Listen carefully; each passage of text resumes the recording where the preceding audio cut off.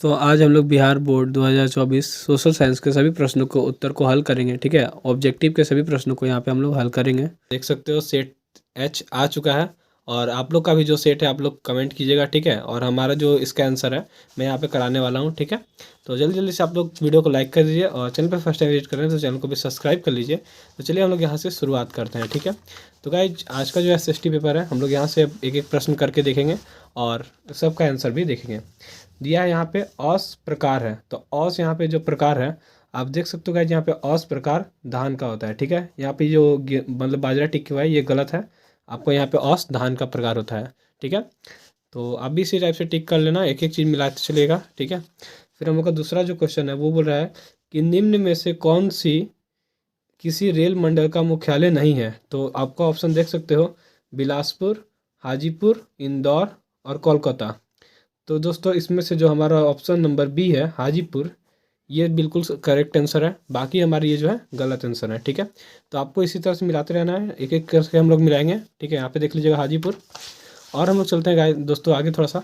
तो हमारा जो आगे वाला है, आगे क्वेश्चन है कि निम्न में से कौन विशेष आर्थिक क्षेत्र पश्चिम बंगाल में है। ठीक है, निम्न में से कौन सा विशेष आर्थिक क्षेत्र पश्चिम बंगाल में है। Option A Surat, option B Satrakunj और फिर है कंडला और फिर है फल्टा। ठीक है, तो इस टाइप से हमारा इसमें दिया गया है और इसका जो हमारा ऑप्शन नंबर देख सकते हो डी जो है फाल्टा, ये हमारा करेक्ट आंसर है। ठीक है, तो इसे हम लोग टिक कर लेते हैं यहाँ पे, आप भी यहाँ पे इस तरह से मिला लीजिएगा। फिर दोस्तों हम लोग आगे आते हैं, तो फिर बोल रहा है कि दक्षिण भारत की सबसे बड़ी नदी घाटी परियोजना कौन सी है।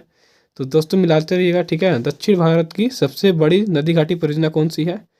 पहला है तुंगभद्रा, ठीक है, फिर है शरावती, चंबल और हीराकुंड। तो यहाँ पे हमारा इसका आंसर करेक्ट आंसर हो जाएगा तुंगभद्रा। ठीक है, ये हमारा जो है करेक्ट आंसर है, option number A correct answer है। फिर हम लोग चलिए आगे चलते हैं। तो पांचवा क्वेश्चन आप देख सकते हैं दिया है, भारत में रेडियो का प्रसारण किसके द्वारा शुरू किया गया था। ठीक है, भारत में रेडियो का प्रसारण किसके द्वारा शुरू किया गया था। तो radio club office Delhi, radio club office Calcutta और आकाशवाणी, और ऑप्शन नंबर डी जो है रेडियो क्लब ऑफ बम्बे। ठीक है, तो यहाँ पे हमारा ऑप्शन नंबर डी जो है रेडियो क्लब ऑफ बम्बे एकदम करेक्ट आंसर है, यहाँ पे आप टिक कर लीजिएगा। ठीक है, जो अभी तक यहाँ पे टिक किए हुए हैं आपको कितना सही हो रहा है आप लोग प्लीज़ कमेंट जरूर कीजिएगा। ठीक है, और आपको किसी भी क्वेश्चन में अगर डाउट होता है तो आप लोग प्लीज़ कमेंट जरूर कीजिए कि ये क्वेश्चन में आप फिर से मिलाइए, मैं उस क्वेश्चन को दोबारा से ज़रूर से देखूंगा। ठीक है, तो अगर आपको कोई भी क्वेश्चन में कमेंट मतलब डाउट होता है तो आप जरूर से कमेंट कीजिएगा। ठीक है, तो क्वेश्चन नंबर हम लोग 6 में चलते हैं। जो हमारा 6 हो रहा है वो बोल रहा है कि पर्यावरण संरक्षण हेतु पहला विश्व शिखर सम्मेलन कब आयोजित किया गया था। तो पर्यावरण संरक्षण हेतु जो प्रथम शिखर सम्मेलन था देख सकते हो, ऑप्शन नंबर एक है 1972, बी 1985, ऑप्शन नंबर सी 1992 और ऑप्शन नंबर डी जो है 1995। तो यहाँ पे ऑप्शन नंबर सी हमारा 1992 एकदम करेक्ट आंसर है, इस पर आप लोग टिक कर लीजिएगा। ठीक है, फिर हम लोग आ जाते हैं अगला क्वेश्चन जो 7वां है, वो बोल रहा है कि बिहार का कौन सा जिला जूट का सबसे बड़ा उत्पादक है। बिहार का कौन सा जिला सबसे बड़ा जूट का उत्पादक है। ऑप्शन नंबर ए गया, और option B Bhojpur, option C Purnia और ऑप्शन डी कैमूर। ठीक है, तो गाइस यहाँ पे आपको इस टाइप से ऑप्शन देखने को मिलेगा, तो आप यहाँ पे देख सकते हो ऑप्शन नंबर जो हमारे यहाँ पे सी है पूर्णिया, ये एकदम करेक्ट आंसर है, इस पर आप लोग टिक कर लीजिएगा। ठीक है, तो दोस्तों इसी टाइप से हम लोग अपना आगे करते हैं। ठीक है, आगे वाला जो क्वेश्चन है आप देख सकते हो, निम्न में से किसे बिहार का शोक कहा जाता है। तो यहाँ पे आप ये सवाल काफ़ी बार मतलब बोर्ड एग्जाम में पूछा जाता है, आप लोग इसको नोटिस कर लेना। ठीक है, ये काफ़ी बार बोर्ड एग्जाम में आता है। यहाँ पे ऑप्शन नंबर दिया है सोन और गंडक, कोसी और पुनपुन। तो हमारा जो कोसी है ये एकदम करेक्ट आंसर है। ठीक है, ये जिसने बनाया ये एकदम करेक्ट आंसर है कोसी।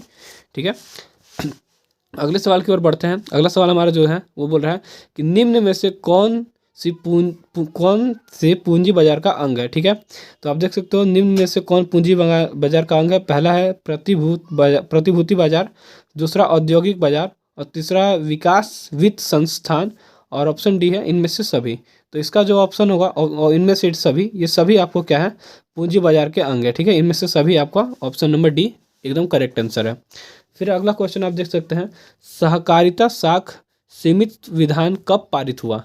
ठीक है, तो ऑप्शन नंबर आप देख सकते हैं 1904, 1912, 1914 और 1919। तो यहाँ पे इसका ऑप्शन नंबर बी जो है 1912 एकदम करेक्ट आंसर है। ठीक है, यहाँ पे आप एकदम टिक कर लेना। ठीक है, 1912 में हम लोग का जो है ये एकदम करेक्ट आंसर है। उसके बाद हम लोग चलिए दोस्तों चलते हैं आगे। तो आगे हमारा जो क्वेश्चन है वो दे रहा है, भारत के सकल घरेलू उत्पाद जीडीपी में किस क्षेत्र का योगदान सर्वाधिक है। ठीक है, तो जीडीपी में जो हमारा सर्वाधिक योगदान जो है वो औद्योगिक क्षेत्र का है। ठीक है, यहाँ पे आप टिक कर लेना, कृषि क्षेत्र, सेवा क्षेत्र या इनमें से कोई नहीं, तो यहाँ पे औद्योगिक क्षेत्र सबसे ज़्यादा योगदान करता है। तो हमारे यहाँ जो है 11 का बी ऑप्शन हो जाएगा। तो गाइज आपका कौन कौन सा सेट है आप लोग कमेंट जरूर कीजिएगा, और कोई भी सेट हो, ए से लेके आपका ए से लेके ए बी सी डी जो भी सेट हो, आप एक एक क्वेश्चन करके मिलाते चलना, आपका सारा क्वेश्चन मिलेगा। ठीक है, तो हम लोग आ जाते हैं अपना क्वेश्चन नंबर 12 पे, जो हमारा सेट नंबर एच है उसका क्वेश्चन नंबर 12 पे हम लोग आ जाते हैं। तो क्वेश्चन नंबर 12 में बोल रहा है कि भारत में एलपीजी नीति कब अपनाई गई थी। तो भारत में जो एलपीजी नीति अपनाई गई थी, आपका ऑप्शन देख सकते हो 1990, 1991, 1995 और 2001। ठीक है, यहाँ पे आपको देख सकते हो 2001 दिया गया है। तो इसका जो एक्यूरेट आंसर है, मतलब करेक्ट आंसर है 1991 आपका करेक्ट आंसर है। ऑप्शन नंबर बी 12 का करेक्ट आंसर है। तो दोस्तों इसी तरह से हम लोग चलिए टिक करते चलते हैं, आप लोग भी अपना मिलाते रहिएगा। फिर बोल रहा है कि खनन को किस क्षेत्र में शामिल करते हैं। तो खनन दोस्तों हमारा जो है, खनन को कृषि क्षेत्र के अंतर्गत शामिल करते हैं। ठीक है, ये हमारा कृषि क्षेत्र जो है एकदम करेक्ट आंसर होगा। आगे चलते हैं, क्वेश्चन नंबर जो 14 है वो बोल रहा है, व्यापारिक बैंक का एजेंसी कार्य क्या है। तो गाइज व्यापारिक बैंक का जो एजेंसी कार्य है वो, यहाँ पे हमारा ऑप्शन है ऋण देना, प्रतिभूतियों को क्रय विक्रय करना, लॉकर की सुविधा देना और जमा स्वीकार करना। तो गाइज यहाँ पे हमारा जो व्यापारिक बैंक का एजेंसी का मुख्य कार्य ऋण देना और जमा स्वीकार करना दोनों ही हैं। तो यहाँ पे हम ऋण देना, मतलब ये सबसे ज़्यादा सुटेबल लगता है। ठीक है, उसके बाद हमारा जमा स्वीकार करना है, तो हम यहाँ पे ऋण देना इसे ही टिक कर लेते हैं। ठीक है, कि हालांकि ये दोनों ही हैं, लेकिन हम यहाँ पे ऋण देना इसको एक्यूरेट कर देते हैं। ठीक है, अगर आपको किसी सवाल में डाउट होता है तो आप लोग कमेंट जरूर कीजिएगा। ठीक है, कि आपको ये सवाल मतलब दोबारा से उसे मिलाया जाएगा। तो आप यहाँ पे देख सकते हो, जो भी हमारा कमेंट, मतलब जो भी आपको डाउट हो आप लोग कमेंट जरूर करते रहिएगा। ठीक है, तो हमारा जो क्वेश्चन नंबर 15 है आप देख सकते हैं, क्वेश्चन नंबर 15 यहाँ पे दिया हुआ है कि सहकारिता का मूल तत्व क्या है। सहकारिता का मूल तत्व क्या है। ऑप्शन नंबर ए है आपसी सहयोग, ऑप्शन बी स्वैच्छिक सदस्यता, ऑप्शन सी जनतांत्रिक संचालन या ऑप्शन डी इनमें से सभी। तो यहाँ पे हमारा ऑप्शन हो जाएगा डी इनमें से सभी, ये हमारा सही आंसर हो जाएगा। ठीक है, अगले क्वेश्चन की तरफ चलते हैं। तो 16 नंबर क्वेश्चन दे रहा है कि निम्न में से किसके द्वारा पूंजी निर्माण होता है। ठीक है, तो निम्न में से किसके द्वारा पूंजी निर्माण होता है। ऑप्शन ए उपभोग, ऑप्शन बी विनिमय, ऑप्शन सी बचत और ऑप्शन डी विनियोग। ठीक है, तो इसका उपयोग, इसका हमारा जो आंसर है ऑप्शन नंबर ए उपभोग एकदम सही आंसर है। ठीक है, यहाँ पे हमारा 16 क्वेश्चन हो गया गाइज। और अभी तक जिसने हमारे वीडियो को लाइक नहीं किया आप लोग प्लीज़ लाइक कीजिए, और चैनल पे फर्स्ट टाइम विजिट करें तो चैनल को भी सब्सक्राइब कर लीजिएगा।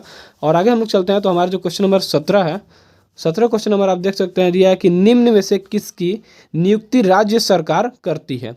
निम्न में से किसकी नियुक्ति राज्य सरकार करती है।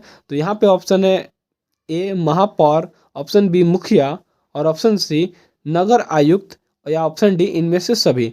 तो इसका जो ऑप्शन नंबर सी है नगर आयुक्त, ये एकदम एक्यूरेट आंसर है। ठीक है, यहाँ पे आप मिला लीजिएगा।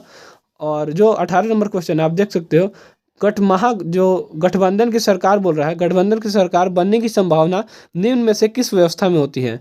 तो यहाँ पे इसका जो एक्यूरेट आंसर होगा, यहाँ पे हम लोग देख लेते हैं, एक दलीय, द्विदलीय, बहुदलीय और इनमें से कोई नहीं।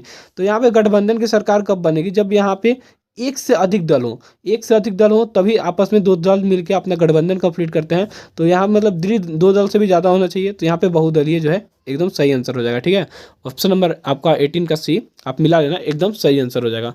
अगला सवाल की तरफ हम लोग चलते हैं। अगला सवाल हमारा बोल रहा है कि निम्न में से क्या क्षेत्रवाद की भावना का कुपरिणाम है। यहाँ पे ध्यान दीजिएगा, कुपरिणाम दिया है। ठीक है, कुपरिणाम क्या है। तो अपने क्षेत्र से लगाव, ये तो हो नहीं सकता। अलगाववाद, ये हो सकता है। आगे चलते पढ़ते हैं, राष्ट्रीय हित यानी राष्ट्रीय हित के लिए, और फिर राष्ट्रीय एकता, एकता तो होगा नहीं। ठीक है, कुपरिणाम बोल रहा है तो एकता नहीं हो सकता, राष्ट्रीय हित नहीं हो सकता, अपने क्षेत्र से लगाव भी नहीं हो सकता। तो ऑप्शन नंबर हमारा जो बी है वो एकदम करेक्ट आंसर है। आगे चलते हैं हम लोग। आगे क्वेश्चन नंबर बोल रहा है 20, जो क्वेश्चन नंबर 20 आप देख सकते हैं, कार्यपालक पदाधिकारी की नियुक्ति कहाँ की जाती है। ठीक है, कार्यपालक पदाधिकारी की नियुक्ति कहाँ की जाती है। ऑप्शन नंबर ए है ग्राम पंचायत, ऑप्शन बी नगर निगम, ऑप्शन डी नगर पंचायत और ऑप्शन नंबर जो है सी नगर पंचायत, ऑप्शन नंबर डी नगर परिषद। ठीक है, तो ये हमारा जो 20 है उसका आपका आंसर एक्यूरेट हो जाएगा, वो नगर निगम हो जाएगा, ऑप्शन नंबर बी। ठीक है, आप यहाँ पे मिला लेना। 21 जो हमारा क्वेश्चन है उस पर हम लोग चलते हैं। ये क्वेश्चन बोल रहा है कि निम्न में से कहाँ सामाजिक विभाजन का आधार भाषा था। ठीक है, मतलब कहाँ पे आपको सामाजिक को मतलब समाज को भाषा के आधार पर बांटा गया था। ऑप्शन नंबर ए है बेल्जियम, ऑप्शन बी उत्तरी आयरलैंड, और ऑप्शन सी बोवेलिया, और ऑप्शन डी नेपाल। ठीक है, तो इसका आप लोग का जो आंसर होगा वो ऑप्शन नंबर ए एक्यूरेट हो जाएगा। ठीक है, तो दोस्तों आप लोग कमेंट करते रहिए। ठीक है, आपका आंसर जो भी कोई भी डाउट होता है आप लोग कमेंट करते रहिए। अगला क्वेश्चन है संविधान सभा का गठन कब किया गया था। ठीक है, तो यहाँ पे संविधान सभा का गठन कब किया गया था, आप यहाँ पे इसको मिला लेना।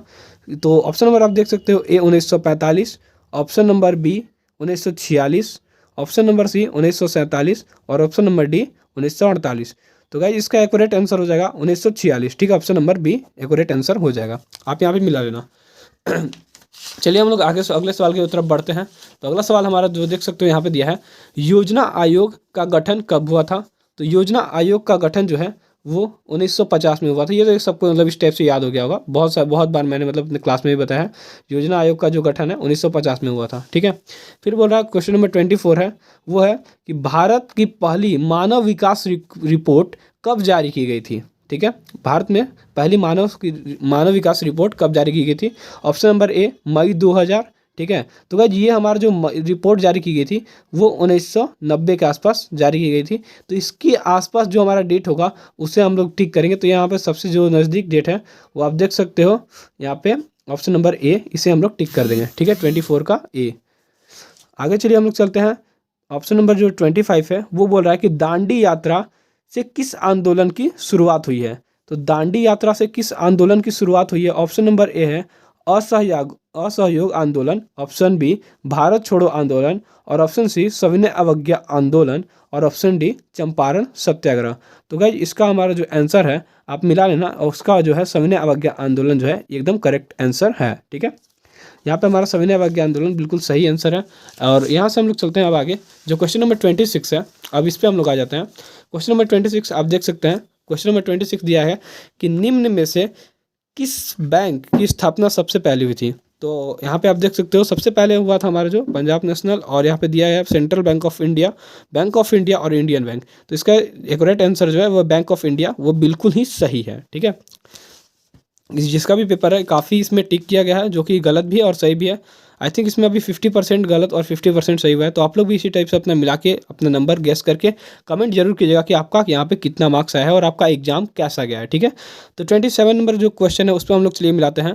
बोल रहा कि अखिल भारतीय ट्रेड यूनियन कांग्रेस के प्रथम अध्यक्ष कौन थे। 27 नंबर क्वेश्चन है, अखिल भारतीय ट्रेड यूनियन कांग्रेस के प्रथम अध्यक्ष कौन थे। 27 का आप देख सकते हो ऑप्शन जो हमारा दिया है, बाल गंगाधर तिलक, लाला लाजपत राय, गोपाल कृष्ण गोखले, और option number D Subhash Chandra Bose. तो इसका जो आंसर है option number B Lala Lajpat Rai एकदम करेक्ट आंसर है। ठीक है, तो इस टाइप से आपको मिला लेना है। इसके बाद चलिए हम लोग अगले सवाल की तरफ चलते हैं। हमारा 27 नंबर क्वेश्चन कंप्लीट हो गया। और अभी तक आपने वीडियो को लाइक नहीं किया तो वीडियो को लाइक कर दिए, और चैनल में फर्स्ट टाइम विजिट करें चैनल को भी सब्सक्राइब कर लीजिए। ठीक है, क्योंकि आपका जो भी क्वेश्चन आता है उस सभी क्वेश्चन का हम लोग आंसर यहाँ पे इस चैनल पे कराएंगे। ठीक है, अभी हमारा जो है शाम में एक और वीडियो आएगा जिसमें मैं मैथ्स का जो कल का हमारा जो क्लास था सैटरडे को, उस क्लास का भी हम लोग फिर से अब सारा क्वेश्चन को मिलवाएंगे। तो यहाँ पे हम लोग चलिए अगले क्वेश्चन को चलते हैं। 28 है, ऑल इंडिया मुस्लिम लीग की स्थापना कब हुई थी। ठीक है, ऑप्शन ए 1902, ऑप्शन ए है 1902, और option B 1906, option C 1911, option D 1912। ठीक है, तो इसका जो आंसर होगा वो accurate answer option number B बिल्कुल सही है। ये जिसने भी टिक किया है बिल्कुल सही है ऑप्शन नंबर बी 28 का भी। ठीक है, अगला क्वेश्चन है कि सिमलीपाल राष्ट्रीय उद्यान कहाँ स्थित है। ठीक है, तो यहाँ पे आप देख लेना option A Karnataka, option B Kerala, option C Odisha, और ऑप्शन डी गुजरात। ठीक है, तो इसका हमारा जो एक्यूरेट आंसर होगा वो ओडिशा होगा। ये ओडिशा जो आंसर जिसने भी टिक किया है एक्यूरेट आंसर है। यहाँ पे आपको अगर सही होगा तो आपको यहाँ पे एक नंबर बिल्कुल ही मिल जाएंगे। फिर यहाँ पे कलकम परमाणु विद्युत संयंत्र कहाँ स्थित है। ठीक है, कलकम परमाणु विद्युत संयंत्र कहाँ स्थित है। तो यहाँ पे आप देख सकते हो जो 30 है इसका आपका आंसर जो है यहाँ पे तमिलनाडु दिया गया है, कर्नाटक है, एंड केरल है, और पश्चिम बंगाल है। तो गाइस ये जो कलकप है ये आपका तमिलनाडु में एकदम स्थित है। ठीक है, आपको अगर तमिलनाडु टिक किया होगा तो ये एकदम सही आंसर है। अगले सवाल की तरफ चलते हैं। अगला सवाल जो हमारा जो आप देख सकते हो यहाँ पे 31 नंबर जो सवाल है, यहाँ पे दिया है कि निम्न में से कौन पतन पूर्वी तट पर स्थित नहीं है, ठीक है, कौन पतन पूर्वी तट पर स्थित नहीं है। तो यहाँ पे आप देख सकते हो तूतीकोरिन, फिर है मामरा गांव, फिर है पारादीप और विशाखापट्टनम, ठीक है। इनमें से बताना है आपको कि कौन सा पतन पूर्वी तट पर स्थित नहीं है। तो आप लोग इसका कमेंट कीजिए तो आंसर कौन सा होगा, ठीक है। ये इसका आंसर, हालांकि ये ऑप्शन नंबर ए जो है वो करेक्ट आंसर है, ठीक है। ऑप्शन नंबर ए मिला लीजिए आप लोग, करेक्ट आंसर है। फिर बोल रहा है कि निम्न में से कौन मृदा निर्माण निम्न में से कौन मृदा निर्माण का कारक है। इनमें कौन मृदा निर्माण का यानी मिट्टी के बनने का कौन सा कारक है। जलवायु, वनस्पति, चट्टान और या इनमें से सभी, ठीक है। तो इसका इनमें से वनस्पति के भी, हालांकि पत्तों के गिरने से बन जाता है, चट्टानों के टूटने से बनता है, जलवायु से बनता है, ठीक है, जलवायु से भी बनता है। तो इनमें से सभी, इसका आंसर इनमें से सभी हो जाएगा, ठीक है। क्योंकि बड़े बड़े चट्टानों के भी टूटने से मिट्टी का निर्माण होता है और जलवायु से भी निर्माण होता है, ठीक है। और वनस्पति के भी जो पत्ते हैं वो गिर के मिट्टी का निर्माण कर लेते हैं। चलिए हम लोग अगले क्वेश्चन की चलते हैं। तो क्वेश्चन नंबर 33 है, गरीबी रेखा निर्धारण का कैलोरी मापदंड किसने दिया, ठीक है। जो क्वेश्चन नंबर है, गरीबी रेखा का निर्धारण का कैलोरी मापदंड किसने दिया। ऑप्शन नंबर आप देख सकते हो, तेंदुलकर समिति, योजना आयोग, राष्ट्रीय विकास परिषद और नीति आयोग, ठीक है। तो इसका आपका जो एक्यूरेट आंसर होगा वो ऑप्शन नंबर बी, योजना आयोग, एकदम सही होगा, ठीक है। चलिए यहाँ पे हमारा 33 मतलब यहाँ तक हम लोग कंप्लीट कर लिया। तो अभी तक आपने वीडियो को लाइक नहीं किया तो प्लीज़ लाइक कीजिए, ठीक है। चलिए हम लोग आगे आते हैं। 34 क्वेश्चन नंबर बोल रहा है कि भूमि का पारिश्रमिक क्या कहलाता है, ठीक है। तो भूमि का पारिश्रमिक क्या कहलाता है। ऑप्शन ए देख सकते हो ब्याज, ऑप्शन बी मजदूरी, ऑप्शन सी लाभ और ऑप्शन डी लगान। तो यहाँ पे आपका जो आंसर है वो लगान बिल्कुल सही है, ठीक है। अगले क्वेश्चन की तरफ चलते हैं।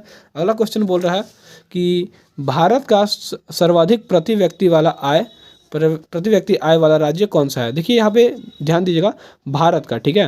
और यहाँ पे भारत दिया, अगर विश्व का बोलता तो जापान है, अभी यहाँ पे भारत की बात हुई है तो यहाँ पे सबसे जो ज़्यादा है वो गोवा का है। तो यहाँ पे आप गोवा को टिक कर लेना, ठीक है। बाकी सभी राज्य का उनसे कम है।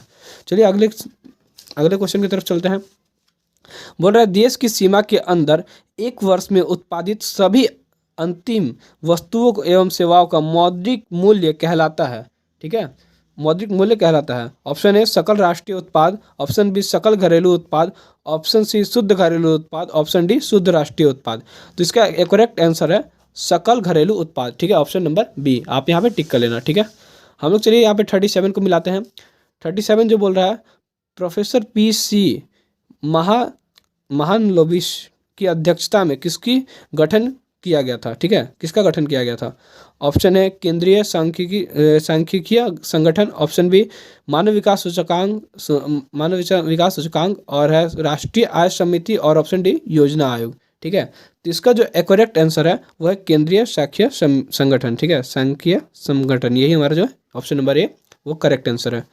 चलिए अगले क्वेश्चन की तरफ चलते हैं हम लोग। और जो अगला क्वेश्चन है वो है कि निम्न में से किस देश का मुद्रा रुपया है, ठीक है। तो मुद्रा किस देश का रुपया है, ये तो आपको पता है, भारत में रहते हो तो भारत का जो मुद्रा है वो रुपया है। नेपाल का भी जो मुद्रा है वो रुपया ही में है, और पाकिस्तान का भी जो मुद्रा है वो रुपया ही में है। तो इसका ऑप्शन नंबर डी जो है वो करेक्ट आंसर है, ठीक है, इनमें से सभी। यहाँ पे ये हमारा 38 का भी हो गया। और आगे चलते हैं अगले क्वेश्चन की तरफ। अगला क्वेश्चन आप देख सकते हो, बचत क्या है। बचत क्या है, तो ऑप्शन है ए उपभोग तथा बचत का अंतर, आय तथा उपभोग का अंतर, उपभोग तथा उत्पादन का अंतर, या इनमें से कोई नहीं, ठीक है। तो इसका जो 39 है, 39 का है आय तथा उपभोग का अंतर। मतलब आय आपने जितना कमाया और उपभोग मतलब जितना यूज किया, ठीक है, जितना आपने मतलब अपने राशन वाशन में जो भी कुछ में लगाया, उसके बाद जो बचा वो आपका बचत कहलाता है। तो ये हमारा ऑप्शन नंबर जो बी है वो करेक्ट हो जाएगा, ठीक है। चलिए अगला क्वेश्चन की तरफ बढ़ते हैं। अगला क्वेश्चन है 40 में, निम्न में से क्या शाख पत्र नहीं है। निम्न में से क्या शाख पत्र नहीं है, इनमें से कौन सा शाख जो है पत्र नहीं है। चेक, बैंक ड्राफ्ट और अधिविकर्ष और प्रतिज्ञा पत्र, ठीक है। ऑप्शन नंबर 40 जो 14 का है वो ऑप्शन आपका जो है अधिविकर्ष, ये जो है सी करेक्ट आंसर हो जाएगा। अगले क्वेश्चन की तरफ बढ़ते हैं। फिर बोल रहा है कि दक्षिण वियतनाम में किसकी प्रथम सरकार थी, ठीक है। दक्षिण वियतनाम में किसकी प्रथम सरकार थी। तो यहाँ पे ऑप्शन आप देख सकते हो, ऑप्शन ए है हो ची मिन, ऑप्शन बी बाओ दाई, ऑप्शन सी न्यो दिया दियम और सिहानुक, ठीक है। तो बाइदई जो था वो अन्नाम का शासक था, ठीक है। इसे बाद में हटाकर फिर वहीं पे का शासक बनाया गया था। तो ये दक्षिण वियतनाम को जो प्रथम शासक था वो था हो ची मिन्ह, ठीक है। ऑप्शन नंबर ए 41 का ए, आप यहाँ पे टिक कर लेना। चलिए हम लोग आगे चलते हैं। अगले क्वेश्चन है जो है प्रथम जेनेवा कन्वेंस कब हुआ था, ठीक है। प्रथम जेनेवा कन्वेंस कब हुआ था। जेनेवा से आपको हमेशा क्वेश्चन पूछता है, जेनेवा समझौता कब हुआ था, कन्वेंस कब हुआ था, ठीक है। हमेशा क्वेश्चन पूछते रहता है, तो यहाँ पे आप इसको ध्यान देना। तो जो हमारा 40 नंबर है, 42 का इसका ऑप्शन देख लेते हैं। 1854 दिया है, 1864 दिया है, 1874 दिया है एवं 1888 दिया है। तो आपको यहाँ पर जो करेक्ट आंसर है वो 1864 बिल्कुल सही आंसर है, आप यहाँ पे मिला लेना, ठीक है। अगले प्रश्न की तरफ पढ़ते हैं। बोल रहा है कि किस कानून के विरोध में जलियांवाला बाग के सभा का आयोजन हुआ था, तो ठीक है। किस अंग्रेजी द्वारा कौन सा कानून लाया गया था, तो रॉलेट एक्ट कानून लाया गया था, ठीक है। ये एक अंधा कानून था, काला कानून था, इसी के लिए शांति सभा का गठन हुआ था। तो इसी इसका जो आंसर है ऑप्शन नंबर बी एकदम सही आंसर है, ठीक है। अगला क्वेश्चन है इटली का एकीकरण कब पूर्ण हुआ, ठीक है। तो यहाँ पे ऑप्शन नंबर है 1861, 1871 और 1720 और 1817, ठीक है। इसका एक्यूरेट जो आंसर है वो आप ऑप्शन देख सकते हो, बी जो है एकदम करेक्ट आंसर है, 44 का बी, ठीक है। यहाँ पे हमारा बी सही है। और चलिए इसी तरह से हम लोग अगले सवाल की तरफ बढ़ते हैं। अगले सवाल जो हमारा जो क्वेश्चन नंबर 45 है, फिर बोल रहा है कि लुई फिलिप किस देश का शासक था। 45 लुई फिलिप किस देश का शासक था। तो इसका ऑप्शन नंबर बी जो है फ्रांस, एकदम करेक्ट आंसर है, फ्रांस का शासक था। और ये जो टिक किया हुआ है ऑस्ट्रेलिया, ये गलत है, ठीक है। अगले क्वेश्चन के चलो अगले क्वेश्चन की तरफ चलते हैं। तो बोलता है अंतर्राष्ट्रीय महिला दिवस की घोषणा किस वर्ष में की गई थी। अंतर्राष्ट्रीय महिला दिवस की घोषणा किस वर्ष में की गई थी। 46 का आप आंसर देख लेना। ऑप्शन नंबर ए जो है 1975 में, ठीक है। 1975 में किया गया था, ठीक है। अगला चलते हैं। बोल रहा है कि भारत का विश्व व्यापार संगठन का सदस्य कब बना, ठीक है। ऑप्शन है 1995, ऑप्शन बी 1996, 1998, फिर 1999। तो इसका आंसर जो है करेक्ट हो जाएगा ऑप्शन नंबर ए 1995 बिल्कुल सही आंसर है। चलिए अगले क्वेश्चन की तरफ चलते हैं। बोल रहा है कि ब्रिटिश सरकार ने गांधी जी को क्या उपाधि दी थी। तो गांधी जी को जो उपाधि दी गई थी वो केसरी हिंद की उपाधि दी गई थी। तो यहाँ पे हम लोग देख लेते हैं नाइट केसरी हिंद, यहाँ पे ऑप्शन नंबर बी एकदम करेक्ट आंसर है, आप यहाँ पे मिला लेना। ऑप्शन नंबर बी जो है वो हमारा करेक्ट आंसर है। अगले क्वेश्चन हम लोग अगले क्वेश्चन की तरफ चलते हैं। बोल रहा है कि यूटोपियन सभ्यता का पालना किसे कहा जाता है। तो यूटोपियन सभ्यता का जो पालना है वो ऑप्शन देख लेते हैं यूनान, पुर्तगाल, इंग्लैंड और पोलैंड यहाँ पे दिया गया है। तो इसका जो करेक्ट आंसर है यूनान एकदम सही आंसर है, ठीक है। यूनान आप टिक कर लेना। अगले सवाल की तरफ बढ़ते हैं हम लोग। अगला सवाल बोल रहा है कि रूस की संसद को क्या कहते हैं, ठीक है। तो रूस की संसद को क्या कहते हैं, आप देख सकते हो ऑप्शन है डायट, संसद, ड्यूमा और सीनेट, ठीक है। तो आपको यहाँ पे 50 में ऑप्शन नंबर जो सी है ड्यूमा, ये एकदम करेक्ट आंसर है। चलिए यहाँ पे आप ड्यूमा टिक कर लीजिएगा। अगले हम लोग सवाल की तरफ बढ़ते हैं। अगला सवाल बोल रहा है कि भारतीय कम्युनिस्ट पार्टी के स्थापना कहाँ हुई थी, ठीक है। कम्युनिस्ट पार्टी की स्थापना कहाँ हुई थी। 51 सवाल आप देख लीजिएगा, ठीक है। तो यहाँ पे है लखनऊ, बर्लिन, दिल्ली और ताशकंद, ठीक है। तो यहाँ पे इसका जो कम्युनिस्ट पार्टी की स्थापना हुई थी वो बर्लिन में हुई थी। आपके यहाँ पे बर्लिन जो है ऑप्शन नंबर बी बिल्कुल ही करेक्ट आंसर है। फिर है तोकिन फ्री स्कूल कहाँ स्थापित किया गया है। तोकिन फ्री स्कूल कहाँ स्थापित किया गया है। ऑप्शन ए कंबोडिया, फ्रांस, लाओस, वियतनाम, ठीक है। तो इसका आंसर जो है करेक्ट आंसर वियतनाम है, ठीक है। वियतनाम में आप लोग टिक कर लीजिएगा। अगले सवाल की तरफ बढ़ते हैं। बोल रहा है कि इल्बर्ट बिल किसके शासनकाल में पारित हुआ था। एल्बर्ट बिल किसके शासनकाल में पारित हुआ था। तो ऑप्शन है Lord Lytton, Lord Ripon, Lord Dalhousie और लॉर्ड कर्जन। तो ये हमारा जो है लॉर्ड रिपन के शासनकाल में पारित हुआ था, ठीक है। एल्बर्ट विल लॉर्ड रिपन के शासनकाल में पारित हुआ था, ठीक है। तो गाइज यहाँ पे आप देख सकते हो इतना जल्दी जल्दी हम लोग क्वेश्चन कर रहे हैं। तो आप लोग वीडियो को प्लीज़ लाइक कीजिए और शेयर कीजिए जितना से जितना हो सके, ठीक है। और सब्सक्राइब भी कर लीजिए चैनल पे। तो चलिए इसी तरह से हम लोग आगे बढ़ते हैं। फिर बोल रहा है कि असहयोग आंदोलन का प्रस्ताव किस कांग्रेस अधिनिवेश द्वारा स्वीकार किया गया था, ठीक है। किस कांग्रेस अधिनिवेश द्वारा स्वीकार किया गया था। तो ऑप्शन है नागपुर, लाहौर, लखनऊ और कराची, ठीक है। तो आपका इसका जो करेक्ट आंसर है ऑप्शन नंबर ए नागपुर एकदम सही आंसर है। 55 की ओर बढ़ते हैं। 55 बोल रहा है कि मुद्रण का प्रारंभ किस देश से हुआ था। तो मुद्रण का प्रारंभ किस देश में हुआ था। ऑप्शन है भारत, इंग्लैंड, चीन और जर्मनी। तो यहाँ पे इसका जो आंसर है वो चीन, ठीक है। यहाँ पे ये बिल्कुल सही आंसर है, चीन से हुआ था, ठीक है। अगले सवाल की तरफ बढ़ते हैं। इंडिपेंडेंस का प्रकाशन किसने किया था, ठीक है। इंडिपेंडेंस का प्रकाशन किसने किया था। ऑप्शन है Annie Besant, Motilal Nehru, Gandhi ji, Martin Luther, ठीक है। तो इसका जो करेक्ट आंसर है वो आपका हो जाएगा ऑप्शन नंबर आंसर है वो हो जाएगा आपका मोतीलाल नेहरू। ठीक है, मोतीलाल नेहरू एकदम करेक्ट आंसर है इसका। तो चलिए इसी तरह से हम लोग आगे चलते हैं, और अभी तक जिसने वीडियो को लाइक नहीं किया लाइक कर दीजिए। ठीक है, चैनल पर फर्स्ट टाइम विजिट करें तो चैनल को भी सब्सक्राइब कर लीजिए। अगले सवाल की तरफ चलते हैं। बोल रहा है कि बॉक्साइट के उत्पादन में कौन सा राज्य अग्रणी है। ठीक है, तो कौन सा राज्य हमारा अग्रणी है, चलिए देखते हैं। Option number A Gujarat, option B Odisha, option C Jharkhand और ऑप्शन डी कर्नाटक। ठीक है, तो इसका करेक्ट आंसर हो जाएगा ऑप्शन नंबर बी ओडिशा, एकदम करेक्ट आंसर है। ठीक है, चलिए हम लोग आगे चलते हैं सवाल में। तो बोलता है कि काली मिट्टी कहाँ पाई जाती है। काली मिट्टी पाई जाती है आपको महाराष्ट्र या मुंबई क्षेत्र में, जहाँ पे कपास की खेती की जाती है। तो यहाँ पे दिया है झारखंड, महाराष्ट्र, पश्चिम बंगाल और अरुणाचल प्रदेश। तो आप देख सकते हो ऑप्शन नंबर बी महाराष्ट्र दिया गया है, एकदम करेक्ट आंसर है। आगे चलते हैं। फिर बोल रहा है कि बोकारो स्टील प्लांट किस पंचवर्षीय योजना में बना है। ठीक है, बोकारो स्टील प्लांट किस पंचवर्षीय योजना में बना है। ऑप्शन ए दूसरी, ऑप्शन बी तीसरी, ऑप्शन सी चौथी या ऑप्शन डी पांचवी। तो ऑप्शन बी जो हमारा जो तीसरी है एकदम सही आंसर है। आगे चलते हैं। ठीक है, तो ऑप्शन नंबर जो 16 है, अधिकांश लौह इस्पात केंद्र भारत के किस क्षेत्र में स्थापित हुए हैं। ठीक है, तो पहला है दक्कन का पठार, ठीक है, पश्चिम तट, हिमालय क्षेत्र या इनमें से कोई नहीं। तो इसका होगा 16 का आपका हो जाएगा ऑप्शन नंबर ए, एकदम करेक्ट आंसर है। चलिए आगे चलते हैं। आगे बोल रहा है कि निम्न में से किसे नवीन जलोढ़ मिट्टी कहा जाता है। ठीक है, नवीन मतलब नई नई जलोढ़ मिट्टी किसे कहा जाता है। ठीक है, तो यहाँ पे हम लोग चलते हैं 61 का जो है ऑप्शन, खादर, बांगर, रेगुर या इनमें से सभी। तो खादर जो मिट्टी है इसे ही नवीन जलोढ़ मृदा कहा जाता है। ठीक है, ये हमारा ऑप्शन नंबर ए जो है करेक्ट आंसर हो जाएगा। 62 पे चलते हैं। बोल रहा है कि किस भाग में मैंग्रोव वन सबसे अधिक पाया जाता है। किस भाग में मैंग्रोव वन सबसे अधिक पाया जाता है। फिर बोल रहा है पूर्वोत्तर राज्य, सुंदरवन, पश्चिमी तट या अंडमान निकोबार द्वीप समूह। ठीक है, तो इसका जो ऑप्शन नंबर जो है बी सुंदरवन, एकदम करेक्ट आंसर है। ठीक है, चलिए इसके अब हम लोग आगे चलते हैं। हमारा जो देख सकते हो 62 यहाँ था, हमें 50 को मतलब 40 क्वेश्चन ही करना था, तो हम लोग 62 क्वेश्चन कर चुके हैं। और अभी तक आपने वीडियो को लाइक नहीं किया तो लाइक कीजिए। ठीक है, और सब्सक्राइब भी कर लीजिए। चलिए इसी तरह से हम लोग पूरा क्वेश्चन यहाँ पे हम लोग कंप्लीट करेंगे।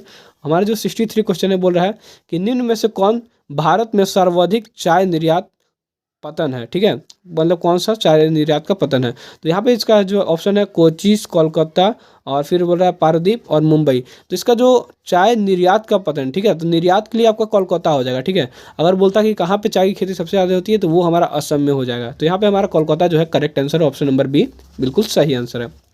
64 जो है आप देख सकते हैं 64, निम्न में से कौन सूती वस्त्र उत्पादन में अग्रणी है। ठीक है, तो कौन सा है। Option number A Kolkata, option B Nagpur, option C Mumbai और ऑप्शन डी सूरत। ठीक है, तो 64 का जो हमारा करेक्ट आंसर है ऑप्शन नंबर सी मुंबई जो है एकदम करेक्ट आंसर है। मुंबई जो है सबसे आगे है। फिर है संविधान की 12वीं अनुसूची का संबंध किससे है। संविधान की 12वीं अनुसूची का संबंध किससे है। तो ऑप्शन नंबर ए है नगरपालिका का कार्य क्षेत्र, नगर निगम के आय स्रोत, नगर की नीति के निर्देश तत्व और ऑप्शन नंबर डी है मौलिक अधिकार। तो उसका ऑप्शन नंबर ए जो है करेक्ट है, नगरपालिका का कार्य क्षेत्र। ठीक है, उस कार्य क्षेत्र से आपका संबंधित है। चलिए अगले सवाल की तरफ चलते हैं। 66 यहाँ पे दे रहा है कि हिंदी के अलावा अन्य कितनी भाषाओं को संविधान द्वारा अनुसूचित भाषा के रूप में मान्यता प्राप्त है। ठीक है, 66 आप देख सकते हो। तो इसका ऑप्शन जो है ऑप्शन नंबर ए जो है 20 दिया है, ऑप्शन नंबर बी 21 है, ऑप्शन नंबर सी 18 है और ऑप्शन डी 19 है। तो इसका ऑप्शन नंबर बी जो है एकदम करेक्ट आंसर है। अगला चलते हैं। 67 बोल रहा है कि राजनीतिक दलों की नींव सर्वप्रथम किस देश में पड़ी थी। ठीक है, राजनीतिक दलों की नींव सबसे प्रथम किस देश में पड़ी थी। ऑप्शन है ए है Britain, option B Bharat, option C France, option D संयुक्त राज्य अमेरिका। तो इसका ऑप्शन नंबर ए जो है ब्रिटेन, काफ़ी एकदम सटीक आंसर है, एकदम कंफर्म है। अगर आपने इस पे टिक किया हुआ तो आपका एक नंबर कहीं नहीं गया, आपको पूरा नंबर मिलेगा। ठीक है, तो यहाँ पे आपका गाइज कोई भी सेट हो, आपका ये ए से लेके कोई भी सेट हो आप पूरा मिलाते रहना। ठीक है, सभी सेट का आंसर बस यही होगा, आगे पीछे होगा। आप लोग पूरा सेट लेके बैठ जाइए और आपको यहाँ पे पूरा आंसर मिलने वाला है, एकदम सटीक आंसर। ठीक है, आप लोग का जितना भी सही हो रहा है और उसको आप लोग कमेंट कीजिए। ठीक है, और यहाँ पे आपका जितना भी कोई भी क्वेश्चन में डाउट हो रहा है तो आप लोग बोलिए, मैं उस कमेंट को मतलब उस क्वेश्चन को दोबारा से मिलाऊंगा।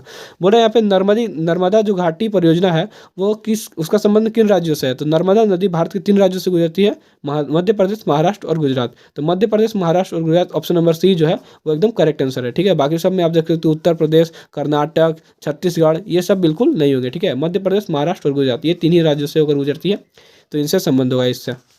अगले क्वेश्चन की तरफ चलते हैं। बोल रहा है कि वेस्ट इंडीज संघ की स्थापना कब हुई। ठीक है, 69 क्वेश्चन देख लीजिए। वेस्ट इंडीज संघ की स्थापना कब हुई? ऑप्शन ए 1950, ऑप्शन बी जो है 1958, ऑप्शन सी जो है 1973, ऑप्शन डी जो है 1999। ठीक है, तो इसका जो है ऑप्शन नंबर बी जो है 1958 काफ़ी सटीक आंसर है, वो एकदम करेक्ट आंसर है। ठीक है, चलिए क्वेश्चन नंबर 70 की तरफ बढ़ते हैं। वो बोल रहा है कि स्थानीय स्वशासन को संविधान के किस अनुच्छेद में स्थान दिया गया है? स्थानीय स्वस्थान को किस संविधान में अनुच्छेद में रखा गया है? ठीक है, तो इसका जो करेक्ट आंसर हो जाएगा वो आपका हो जाएगा 70 का क्वेश्चन नंबर देख सकते हैं 31 अनुच्छेद और 35, 40 और 42। ठीक है, तो इसका जो है ऑप्शन नंबर सी जो है 40 एकदम करेक्ट आंसर होगा। ठीक है, अगले प्रश्न की तरफ बढ़ते हैं। बोल रहा है 71 कि निम्न में से किसे लोकतंत्र का प्राण कहा जाता है? ठीक है, इनमें से किसे लोकतंत्र का प्राण कहा जाता है? ऑप्शन ए है स्थानीय स्वशासन, राजनीतिक दल, मौलिक अधिकार और नीति निर्देशक तत्व। तो आप लोगों को पता होगा कि जो लोकतंत्र का प्राण हो वो राजनीतिक दल को कहा जाता है। तो ऑप्शन नंबर बी जो है एकदम करेक्ट आंसर है। ठीक है, चलिए अगले प्रश्न की तरफ बढ़ते हैं। अगला प्रश्न है जो 72 वो बोल रहा है कि निम्न में से कहाँ एकात्मक शासन व्यवस्था है? निम्न में से कहाँ एकात्मक शासन व्यवस्था है? Option A Bharat, option B England, option C संयुक्त राज्य अमेरिका और ऑप्शन डी ऑस्ट्रेलिया। ठीक है, तो इसका जो करेक्ट आंसर है ऑप्शन नंबर बी इंग्लैंड एकदम सटीक आंसर है। अमेरिका में भी द्विदलीय है, भारत में तो बहुदलीय शासन व्यवस्था है। ठीक है, तो ऑप्शन नंबर बी जो है इंग्लैंड एकदम करेक्ट आंसर है। चलिए अगले प्रश्न की तरफ बढ़ते हैं। तो दोस्तों अभी तक वीडियो को आपने लाइक नहीं किया तो लाइक कर दिए, और चैनल पे फर्स्ट टाइम विजिट करें तो सब्सक्राइब कर लीजिए। ठीक है, क्योंकि आपको भाई ऐसे मेहनत कर रहा है, थोड़ा सा वीडियो बना रहा है, तो आप लोग सपोर्ट कीजिए थोड़ा सा। ठीक है, अगले प्रश्न की तरफ बढ़ते हैं। तो बोल रहा है कि बिहार का कौन सा भाग सर्वाधिक बाढ़ प्रवण है? ठीक है, तो कौन सा भाग आपका जो है बाढ़ से प्रवण है? तो आप देख सकते हो ऑप्शन ए पूर्वी, ऑप्शन बी उत्तरी, ऑप्शन सी दक्षिणी और ऑप्शन डी पश्चिमी। ठीक है, तो इसका जो करेक्ट आंसर है वो ऑप्शन नंबर बी है उत्तरी एकदम करेक्ट आंसर है। चलिए अगले प्रश्न की तरफ बढ़ते हैं। बोल रहा है कि गुजरात में भयंकर भूकंप यानी सबसे भयंकर भूकंप कब आया था? तो गुजरात में जो सबसे भयंकर भूकंप आया था वो आपको 2001 ईस्वी में आया था। ठीक है, इसका एकदम करेक्ट आंसर याद कर लीजिएगा, 2001 में आया था। ये आपको कॉम्पिटिशन एग्जाम में भी पूछते रहता है। ठीक है, तो चलिए अगला प्रश्न की तरफ बढ़ते हैं हम लोग। बोल रहा है कि भूमिगत जल का स्तर गिरावट रोकने के लिए कौन योजना चलाई गई है? ठीक है, तो पहला वर्षा जल संग्रहण, वाटर शेड मैनेजमेंट, ड्रिप सिंचाई, इनमें से सभी। ड्रिप सिंचाई तो चलाया ही जाता है और वन संग्रहण जल भी चलाया जाता है। ठीक है, और रही कि वाटर शेड मैनेजमेंट, तो ये भी आपको चलाया जाता है, तो इसका सभी हो जाएंगे। तो ऑप्शन नंबर डी जो है इनमें से सभी ये एकदम करेक्ट आंसर है। अगले प्रश्न की तरफ बढ़ते हैं हम लोग। तो 76 जो प्रश्न है बोल रहा है कि निम्न में से कौन दक्षिण बिहार की नदी है? अब यहाँ पे ध्यान दीजिए, दक्षिण बिहार की नदी बोल रहा है, तो दक्षिण बिहार की नदी जो है वो आपको सोन नदी है। यहाँ पे सोन नदी है। ठीक है, दक्षिण बिहार की नदी। तो यहाँ पे आपका गंडक दिया है, सोन दिया है, कोसी दिया है, कमला दिया है। तो यहाँ पे ऑप्शन नंबर जो बी है सोन एकदम करेक्ट आंसर है। यहाँ पे आप सोन जिसका होगा वो एकदम सही आंसर है। अगले प्रश्न की तरफ बढ़ते हैं। रिक्टर पैमाने की प्रत्येक इकाई के बाद भूकंप की गहनता में कितनी, तो गाइस यहाँ पे कितनी वृद्धि होती है? तो ऑप्शन ये देख सकते हो आप, यहाँ पे दिया है 5 गुना, 7 गुना, 10 गुना और 15 गुना। तो हमारा जो आंसर है 10 गुना एकदम सही आंसर है। ठीक है, अगले प्रश्न की तरफ बढ़ते हैं। बोल रहा है कि भारत का 22वां राज्य कौन सा है? तो ये बार बार पूछा जाता है भाई, भारत का 22वां राज्य कौन सा है? तो ऑप्शन नंबर सी जो है सिक्किम एकदम करेक्ट आंसर है। ठीक है, इसे भी आप लोग मिला दीजिएगा। तो चलिए अगले प्रश्न की तरफ बढ़ते हैं। अगला प्रश्न जो है हमारे देख सकते हो गाइस, हमारे यहाँ पे 80 प्रश्न हमने कंप्लीट कर लिया। तो वीडियो को लाइक कीजिए, और अभी चैनल को सब्सक्राइब नहीं किया तो चैनल को भी सब्सक्राइब कर लीजिए। ठीक है, तो हमारा जो देख सकते हो दिया है 69वां प्रश्न दिया है कि 1974 में जन संघर्ष को किस नाम से जाना जाता है? 1974 के जो जन संघर्ष है उसे किस नाम से जाना जाता है? तो इसका ऑप्शन नंबर बी जो है संपूर्ण क्रांति। ठीक है, 1974 में जो संपूर्ण क्रांति पटना के विद्यार्थियों द्वारा लाया गया था उसी को यहाँ पे दिया गया है, तो संपूर्ण क्रांति के नाम से दिया गया था। इसका नेतृत्व जयप्रकाश नारायण ने किया था। ठीक है, चलिए अगले प्रश्न की तरफ बढ़ते हैं। बोल रहा है कि मुद्रा, बैंकिंग, संचार जैसे मामले किस सूची में रखे गए हैं? तो इसका जो ऑप्शन नंबर है देखते हैं हम लोग क्या है, संघ सूची, राज्य सूची, समवर्ती सूची या इनमें से सभी।